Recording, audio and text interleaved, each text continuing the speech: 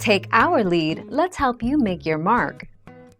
Our goal is your satisfaction. Let us show you the way. We can verify, you can absolutely use table salt instead of specifically branded ice melt salt.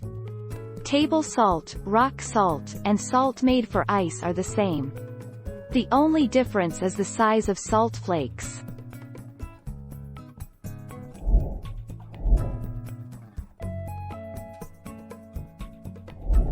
Let's help you make your mark. Use baking soda to melt the ice on slippery steps and walkways. Because baking soda is a kind of salt, it can lower the freezing point for ice, accelerating the melting process. Plus, it's less alkaline than calcium chloride, the salt commonly used for melting ice, which can corrode surfaces like bricks or concrete.